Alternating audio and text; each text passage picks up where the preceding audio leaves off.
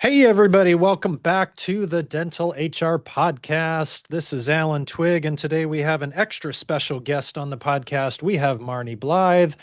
And Marni, how are you today? Oh, I'm great, Alan. Thank you so much for having me. For folks that aren't super familiar with you and how you are, how you do, what you're up to, and all that, give folks a little short bio on you.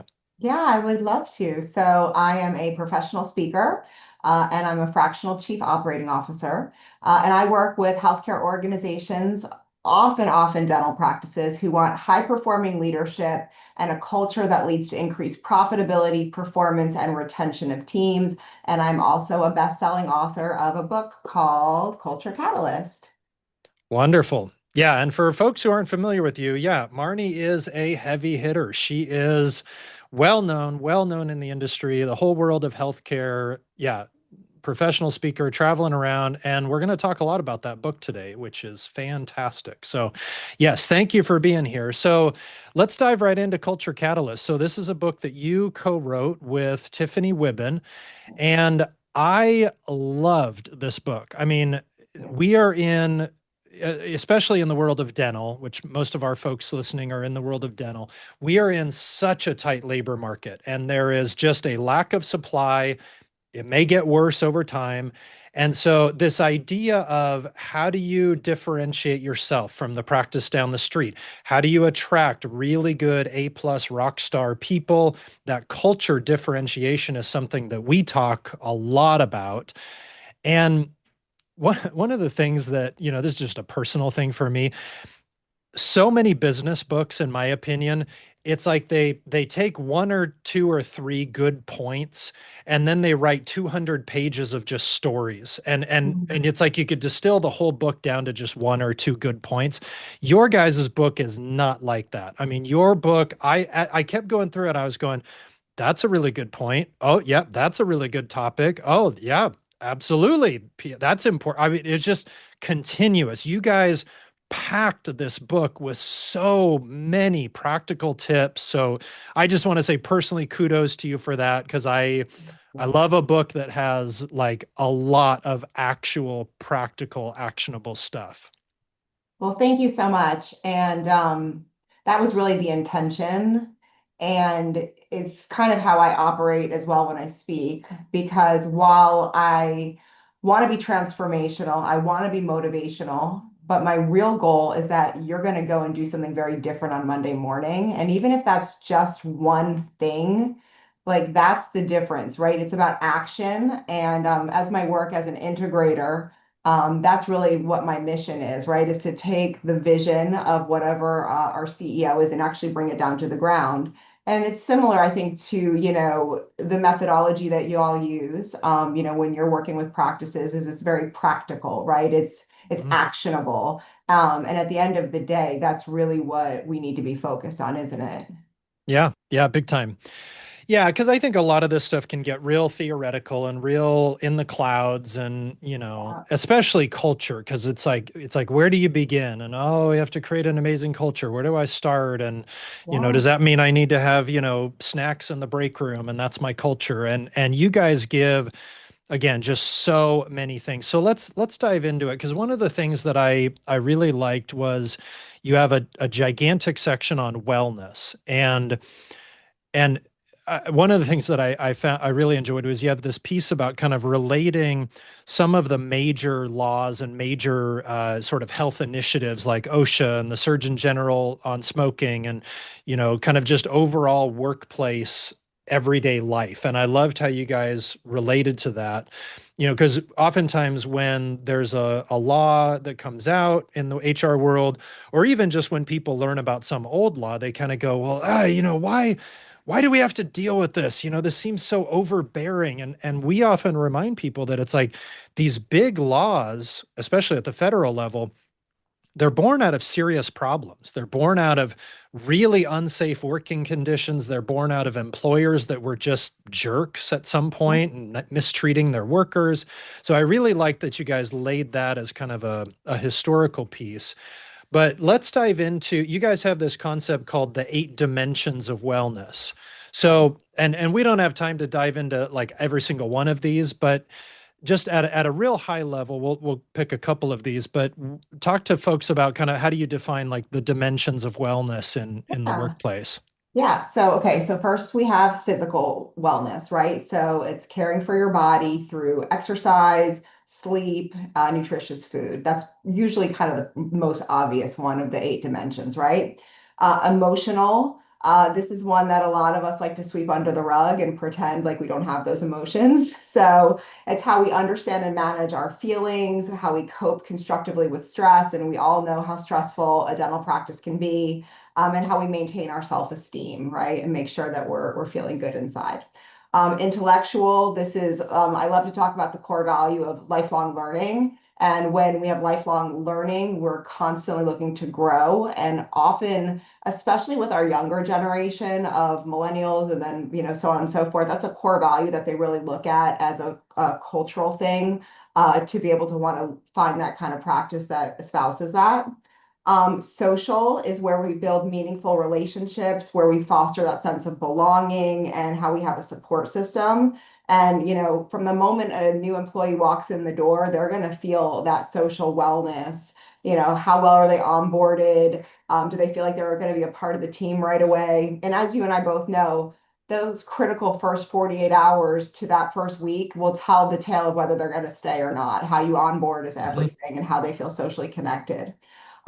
Spiritual, I want to make sure when we talk about spiritual wellness that we're not talking about religion. That's very, Mhm. very important. Okay, so that's finding purpose, inner peace, and meaning in life based upon your personal values and beliefs.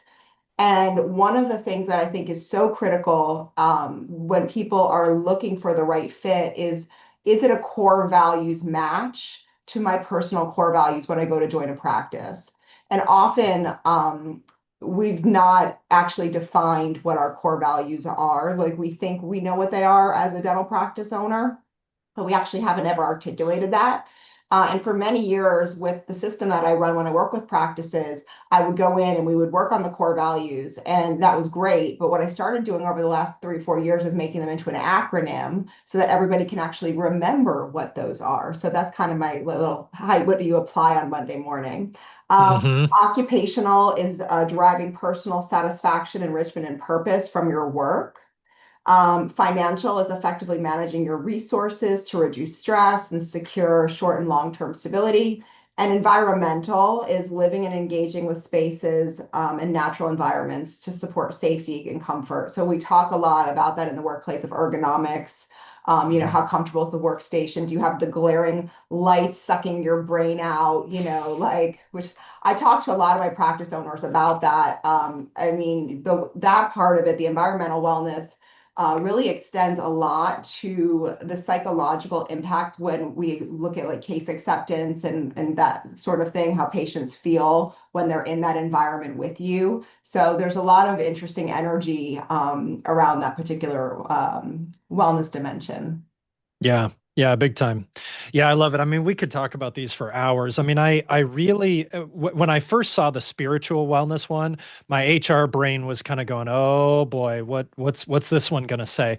But I loved how you guys broke it down that it's not religion. There was so much in there about motivation, values, and even just you guys put self-confidence in the umbrella of spiritual wellness, which so important and absolutely something that practice leaders can work on. And I also was really struck by the intellectual wellness piece, because I think that we run into this a lot where anytime the topic comes up about ongoing growth in the position or CE or whatever, I think people kind of get stuck in this thing of, well, if you're a dental assistant, that's just what you're going to be for the rest of your life. And there's not this like career ladder in dental, or not as much of it is as there is in other professions. But I really liked how you guys talked about how much you can grow and have a mentally stimulating environment within a role. So you can stay technically, quote unquote, as the role of a dental assistant, but you can still grow and continue over time to have something that is intellectually stimulating. You guys give a lot of great examples in the book, so that was wonderful. And I also just really like how data driven you guys were with this. You know, you relate all of this back to the business. So there's kind of a personal dimension of these people. You know, people reading it can really think about their own personal lives, their own journeys, their own struggles, but you definitely relate it back to the practice, and certainly showing, you know, Gallup and other research. And I like how you guys just brought in, you know, so many good people, you know, Simon Sinek and Stephen Covey, and you know, these people that are just, you know, absolute, I don't know what the right word is, you know, legends in the business world. And so yeah, like I said at the beginning, I mean, it's just there's so much to it. So that was wonderful. All Thank right. you so much. So let's talk. Another big thing of the book is emotional intelligence, and so I loved your story about the manager that wanted to get rid of someone, and you guys had this quote that leadership isn't about replacing people when things get tough. It's Yeah. about stepping up, taking responsibility, and growing to lead others through difficult moments. Loved that. Because I think this is so critical in this world of, you know, everyone has differing opinions, different values. We're all thrust together now, working 8 hours together. And I think that if you want to be a boss or a leader, well, if you want to be a boss, I don't think you have to invest in all this stuff. You can just be like, I'm the boss, I'm in charge, everyone's got to do what I say, and you know, all this touchy-feely stuff, who cares? But I think if you want to be a great leader, then you've got to invest in this. And it makes me think of a quote that I don't know who said this, and I feel bad about that, but it's it's not your obligation, it's your opportunity. And I think all of this stuff with emotional intelligence, it's not your obligation. There's no law that I'm aware of that says you have to do this, but it is an opportunity. And if you want to be a great leader, you have to be able to face these challenging situations. Um, and I think you guys give a lot of good practical stuff with emotional intelligence in this. It's really great. Thank you so much. I appreciate that. Yeah.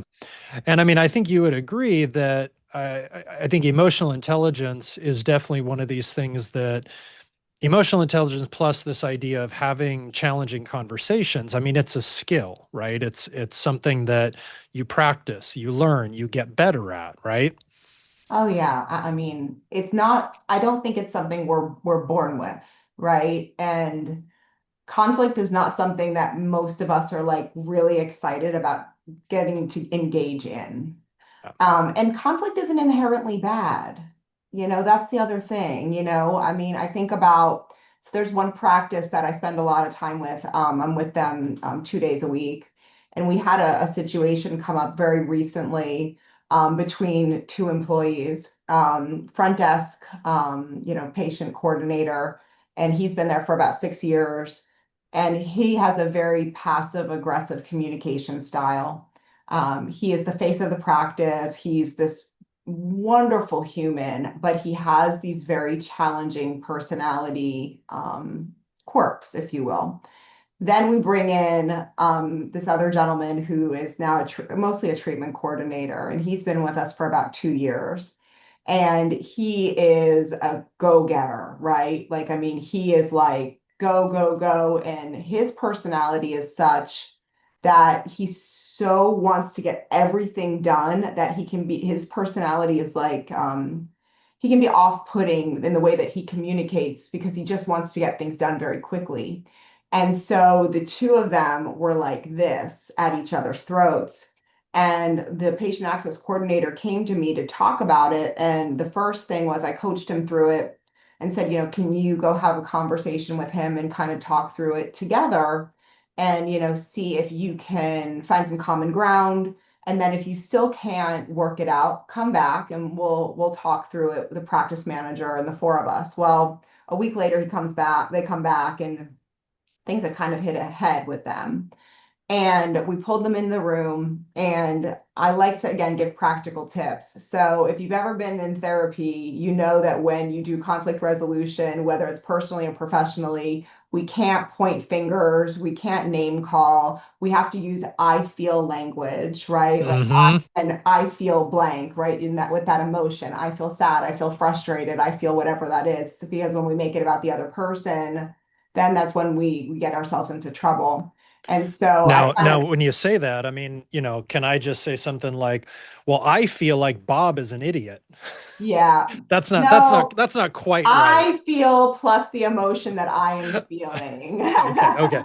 Thanks And for yes, clarifying that. and it's interesting because just because you set the ground rules to be that way doesn't mean that that's what happens when emotions get Right. high, right? And so Sure. here I am, mediating this thing, and it started off as I feel disrespected. Okay, but then it went to you this, you that, and I had to literally like bring them down, and be like, no, we can't communicate in this way. And during the conversation, the one gentleman started like calling him names. And I was like, oh yeah, no, we're not doing this. And I said to him, you're allowed to have big emotions. You can feel whatever you want to feel, but what we can't do is talk disrespectfully to each other. We do not do that here.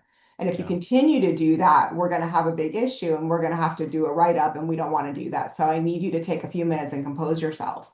But emotional intelligence is being able to manage those big emotions, right? And most of us were not taught how to do that as kids, right? We just Right. weren't taught. And so we can build those skills, but it takes time, it takes practice, it takes presence.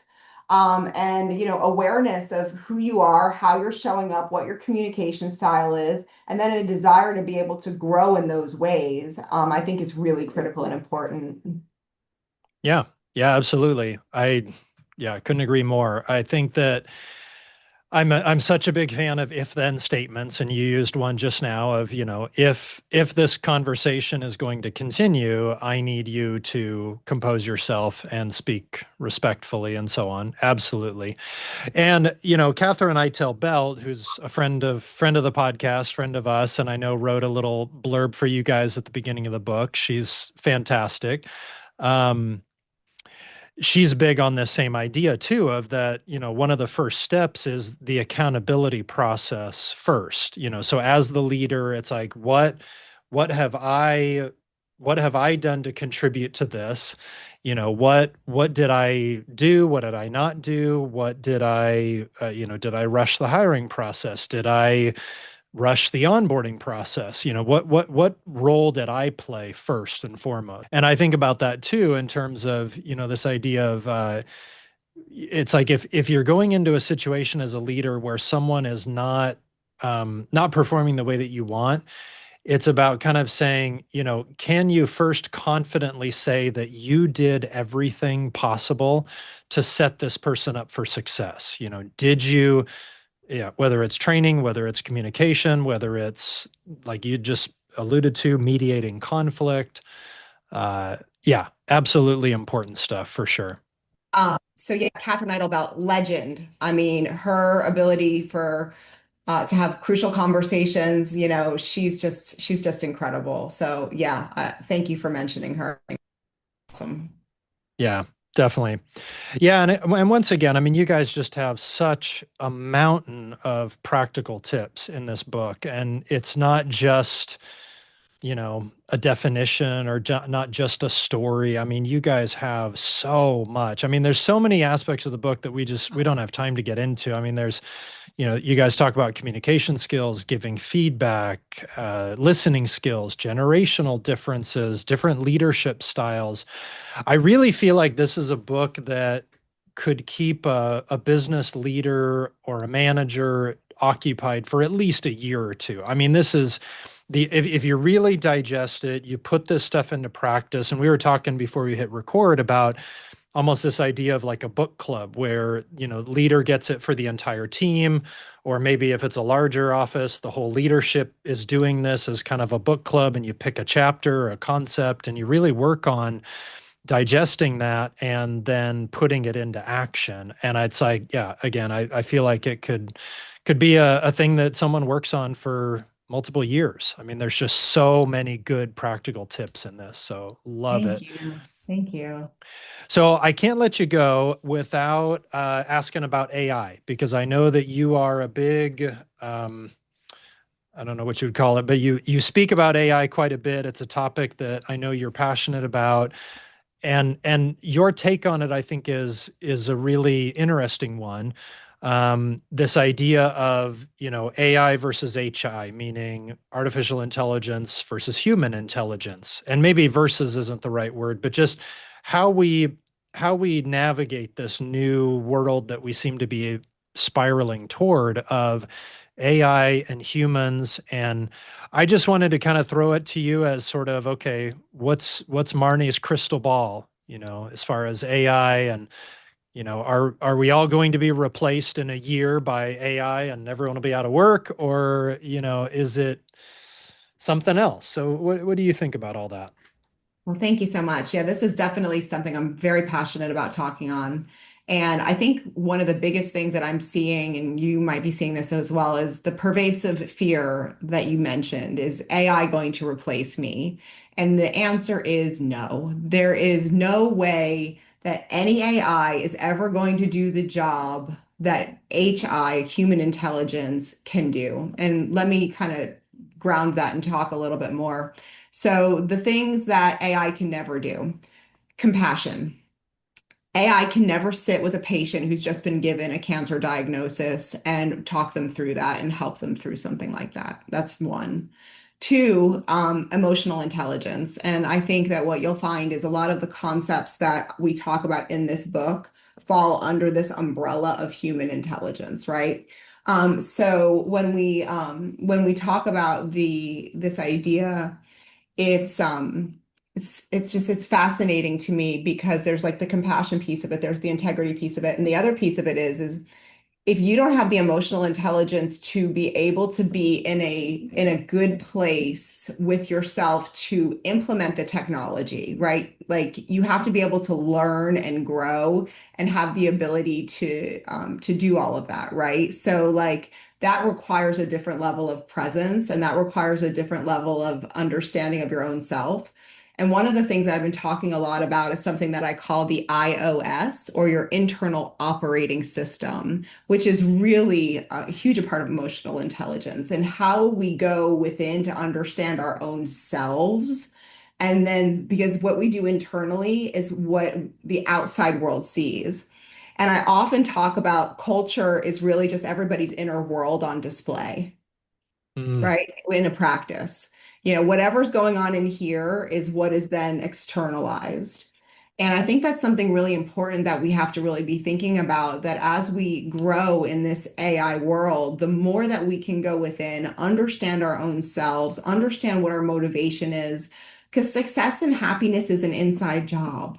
And hmm. AI can't go within. AI can't help you be a lifelong learner, can't help you to grow within the practice, can't help the team. So these are all concepts that I think are so important and that can really help people to kind of overcome a lot of the pervasive fear that's happening right now. Yeah. Yeah. I like tying it in with the emotional intelligence piece too, for sure, in terms of, yeah, the inside work. I totally agree. So important. Absolutely needs to be done. And I mean, I've just found personally that, everyone says awareness is the first step. And I think that sometimes people think, okay, well, the awareness, it's the first step. It's probably only, 10% of the journey. And then there's this other 90% that's all the work. Personally, in my experience, I've found that just the awareness is almost like gets you 90% of the way there. I mean, it's so big. It reduces the temperature, it reduces the fears, the anxieties, the stresses. It drops it when you realize, oh, that's right, this is just me falling into my old pattern and I'm aware of that, and it's not that the sky is falling. This is just, the amygdala kicking in, doing its thing. And it it it makes such a big difference. And I totally agree about the AI piece. I mean, I think about, some of the HR situations like, two employees that aren't getting along, like what you just mentioned earlier, those two guys. It's like, I don't see how AI is going to really effectively mediate, moderate, fix something like that.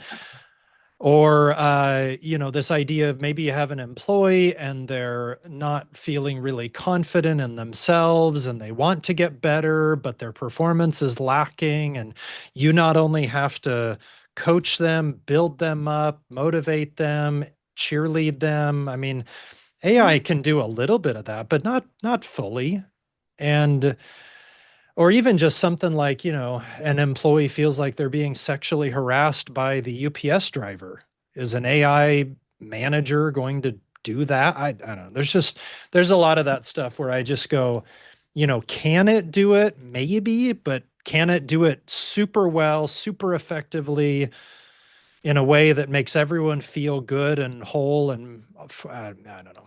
I have my doubts. I'm skeptical. Yeah, I think it's a multi-layered conversation. What I will share with you is that in my process, awareness is actually step two, because step number one is presence, because you have to be present to have awareness of how you're showing up. And the majority of us spend the majority of our time not present. We are somewhere else, right? And so the key part of it, first and foremost, is to come into the present moment. And then when we talk about awareness, that's the second step that I talk about. And another term for awareness is what we call metacognition, or the ability to think about thinking. And that's something that can blow people's minds, right? So that you are not your mind. Your mind is a tool. And how you know that is that you can actually think about thinking. So it allows you to create space between you and the thoughts, or it allows you to create space between how you're showing up in any situation. And it's a different level of self-awareness. And then to then be able to do that with vulnerability, and then to be able to understand what beliefs are governing how you're showing up, what your life experiences are. And it's this beautiful work that happens from the inside out, that it literally can change your entire experience. And that is something that AI can never, ever do. And the majority of us are sleeping. The majority of us don't do this work, which is so incredibly rich and fulfilling when we start on this journey. It's quite amazing. Mm-hmm. Totally agree. Yeah. And that idea of, you're not your thoughts, it makes me think of older book that I loved, The Untethered Soul by Michael Singer. And he has this Yes. whole thing about the inner roommate, and that we all walk around with that inner roommate. Some people call it the inner critic, but Yeah. just that voice in your head that's always going. Sometimes it's playing a song, sometimes it's telling you what you did wrong, or worried Yeah. about the future, and this is going to all end in tears, or whatever it is that it says. And it's just this like annoying, loud, obnoxious roommate that's just always there and always talking, and sometimes negative, sometimes positive, but usually negative. And yeah, it's just, uh, well, we could talk for hours, I know, about all of this stuff, but I got to let you go at some point. So, where we'll put a link to the book in the show notes. Where Great. Thank you. where do you want folks to find you and learn about Yeah. you and the book and all that? Yeah, you can log on to fullpocketcoaching.com is the best place to connect with me through my website. I'm also on social media, on LinkedIn, Marni Blythe. My YouTube is Marni Blythe Speaks, as well as my Instagram handle. And so, yeah, would love to connect with anybody who's interested in chatting more. Thank you for having me. This has been such a pleasure, Alan. Yeah. Well, thank you so much. And thanks again for, putting this book together along with Tiffany. It's just, again, I can't sing the praises enough. So many practical tips. Thank you. And just, it's like you guys took, I don't know, 10 or 15 books and you put it all into one. So I love it. Thanks, So Alan. yeah, and we'll put links to all of this in the show notes. And so, Great. yeah, thank you again for being here. And thank you all for listening to this episode of the Dental HR podcast. And we hope you all have a wonderful day.